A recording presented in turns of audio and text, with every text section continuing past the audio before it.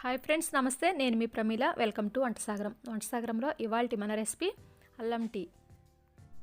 పనిలో బాగా అలసిపోయినప్పుడు, వర్క్ ఎక్కువయ్యి తలనొప్పిగా ఉన్నప్పుడు ముందుగా మనకు గుర్తొచ్చేది టీ. మరి ఈ టీని కొద్దిగా అల్లం వేసుకొని టేస్టీగా ఏ విధంగా తయారు చేసుకోవచ్చో ఈ వీడియోలో చూద్దాం. ముందుగా స్టవ్ మీద ఒక పాత్రను పెట్టుకొని దానిలో పాలను యాడ్ చేసుకోండి. ఇక్కడ నేను పావు లీటర్ పాలని యాడ్ చేస్తున్నాను.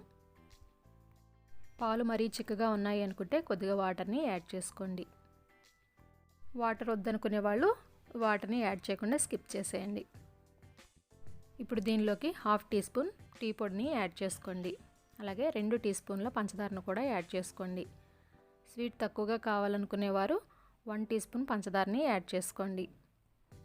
ఫ్లేమ్ని మీడియం టు లో అడ్జస్ట్ చేసుకుంటూ టీని మరిగించుకోవాలి. ఒక పొంగు వచ్చిన తర్వాత దీనిని 10 నిమిషాల పాటు మరిగించుకోండి. ఇలా మరుగుతున్న సమయంలో కొద్దిగా అల్లం ముక్కను తీసుకొని చిన్నగా కట్ చేసుకొని యాడ్ చేసుకోండి.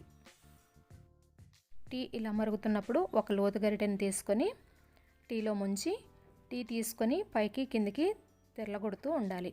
ఈ విధంగా చేయడం వల్ల దానిలో ఉన్న వెన్న అనేది టీలో కరిగిపోయి చాలా టేస్ట్ అనేది వస్తుంది.